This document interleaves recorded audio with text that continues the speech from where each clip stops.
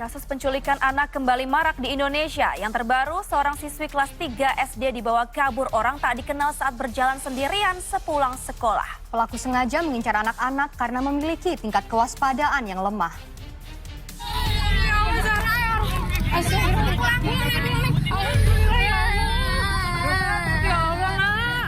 Kasus penculikan anak semakin marak di Indonesia.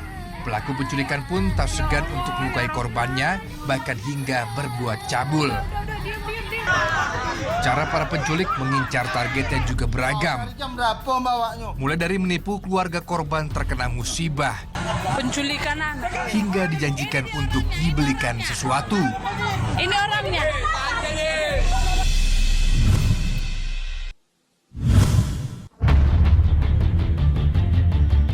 Bukan hanya terjadi di Tangerang saja, sebelumnya kasus penculikan anak juga terjadi di kawasan Jalan Nasution, Kota Bandung pada 23 September lalu. Dalam rekaman CCTV, pelaku menghampiri anak beserta kedua orang tuanya yang tengah beristirahat usai mencari barang bekas. Pelaku kemudian membujuk ibu dari korban untuk mengajak anaknya berbelanja di sebuah swalayan. Sebelum masuk, pelaku meminta ibu korban untuk mengganti baju terlebih dahulu di toilet. Saat itulah pelaku langsung membawa kabur anak korban dan naik angkutan umum. Berbekal rekaman CCTV dan keterangan ibu korban, kurang dari 1 kali 24 jam pelaku berhasil diamankan dan anak korban berhasil diselamatkan.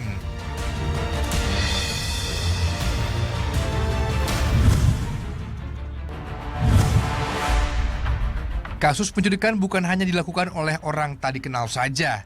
Bahkan orang terdekat kita bisa jadi penculik. Seperti yang terjadi di Jember, Jawa Timur. Polisi lakukan penggerebekan salah satu rumah tempat persembunyian Rizky alias Setio, pelaku penculikan bocah 5 tahun.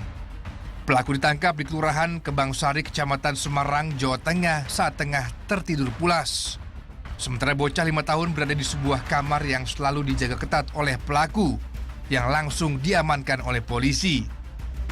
Nyatanya aksi penculikan berawal dari pertengkaran hebat pelaku dan istri sirinya berinisial SN hingga berujung permintaan berpisah. Karena tak ingin berpisah, pelaku pun nekat membawa kabur bocah 5 tahun yang tak lain adalah anak istri sirinya dan menghilang selama 2 bulan.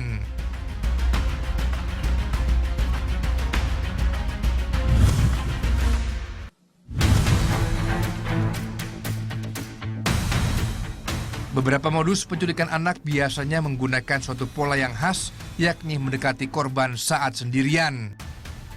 Pelaku akan menarik perhatian mangsanya menggunakan tutur kata memikat, biasanya meminta tolong atau dengan ajakan. Tak sedikit pelaku penculikan biasanya sudah dikenal atau minimal pernah berinteraksi dengan korban. Ajakan pelaku untuk dapat melakukan social engineering kepada anak untuk mengelabui dan kemudian melakukan penculikan tersebut itu dimanfaatkan karena anak menganggap bahwa pelaku adalah orang yang mengenal anggota keluarganya. Yang ketiga, adanya ajakan bahwa orang tua sedang sakit itu akhirnya menyentuh sisi emosional anak bahwa saat terjadi sesuatu pada orang tuanya, orang yang terdekat dan kemudian menghampiri adalah orang yang mengenal orang tuanya tersebut meskipun ternyata itu adalah motif. Tingkat kelengahan pertahanan diri anak juga jadi pemicu akibat kelelahan akumulasi dari aktivitas sepanjang hari. Kamu kemana, Neng? Mereka tidak memiliki kemampuan yang cukup untuk dapat melakukan perlawanan. Yang kedua, seringkali anak termanipulasi secara pikiran bahkan sosial untuk dapat mengikuti berbagai arahan yang diberikan oleh orang yang lebih dewasa. Yang ketiga, kerentanan ini seringkali menerpa anak karena anak tidak memiliki kalkulasi resiko yang cukup jauh bahkan dan seringkali akhirnya anak lebih mudah untuk kemudian mendapatkan iming-iming dari orang yang lebih dewasa. Selain kewaspadaan, pemberian proteksi diri pada anak sudah sepatutnya dilakukan orang tua. Sebisa mungkin orang tua tidak memberikan anak pergi sendiri, serta meminta anak tidak berbicara sembarangan terhadap orang asing. Tim Liputan melaporkan untuk NET.